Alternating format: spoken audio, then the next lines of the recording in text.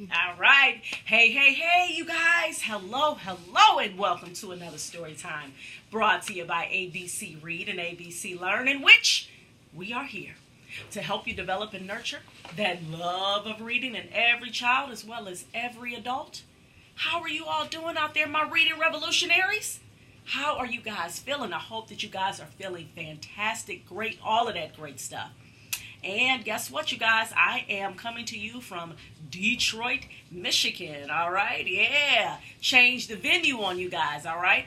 And I hope that you guys remember to keep reading for at least 30 minutes a day. And if you have not read, that is in your plans for today. All right.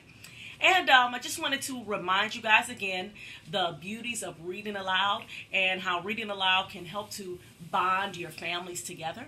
All right, I know I say that a lot, and when I say that a lot over and over again, because number one, it might be a newcomer who is listening to one of my videos, and number two, because repetition is great. All right, because when you are being reminded over and over again about something that is positive, it sticks in your mind. All right, so remember, reading aloud helps to build those family bonds. Okay, it helps to build that vocabulary, increase your attention span and your focus. So all of these different things are coming out of just doing one simple thing with your family every day, which is reading aloud. All right? So now I'm going to read the chapter, again from the book Fish in a Tree by Linda Mullally Hunt. Main character is Allie Nickerson.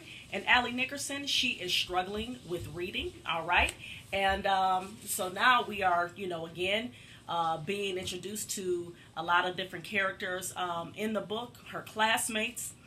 She has developed some friendships, one with Keisha, all right, and another one with Albert, all right. And so, and then, of course, she got those other classmates that she pretty much don't get along with. And for those of you, again, if this is your first time listening to one of our videos, please go back and listen to the stories, listen to the chapters in orders, because right now we're on chapter 17, all right, and this is Misfit Lunch.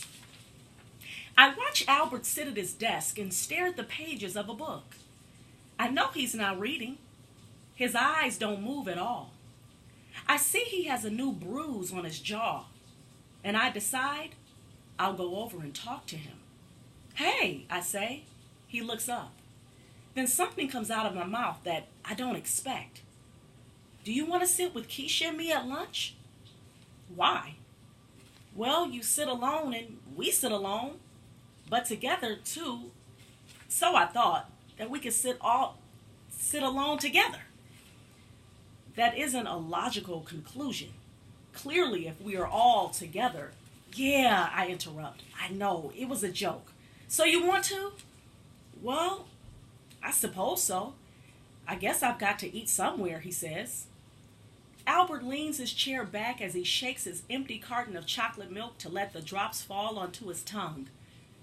I wonder who decided that a half pint of milk was enough. Why don't you just buy two? He puts his chair down and stares. Can't you just ask your mom for extra money in the morning?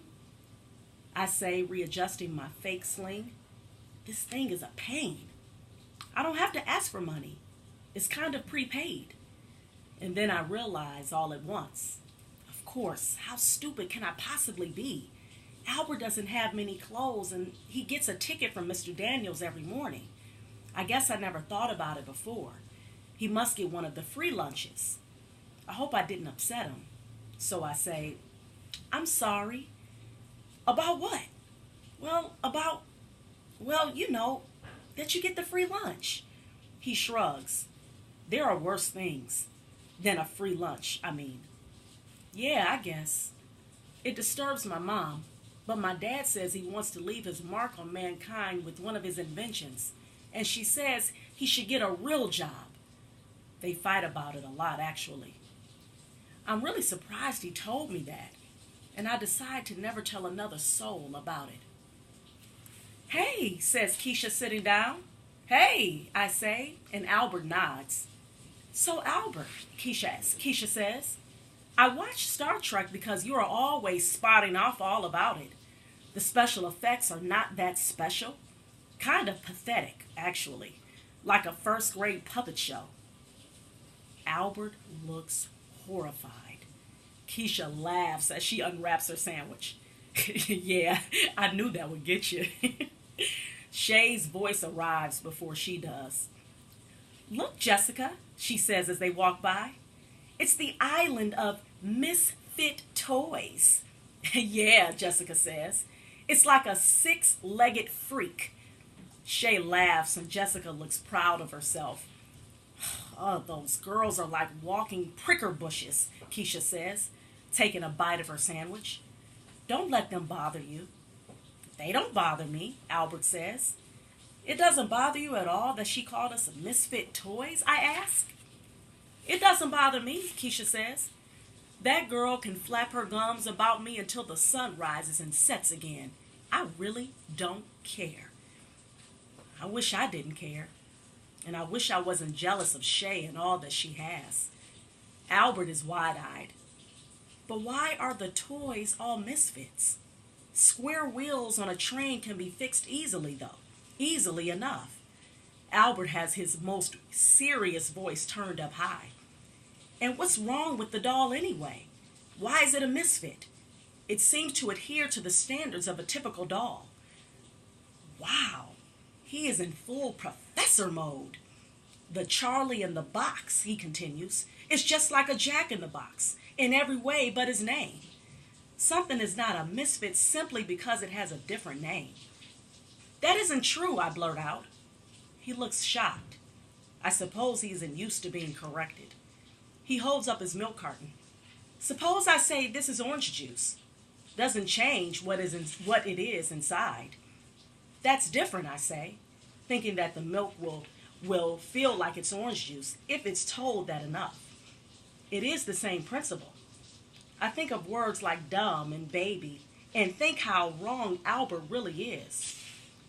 What about the cowboy, Keisha asks. He rides an ostrich instead of a horse. That has got to make him a misfit.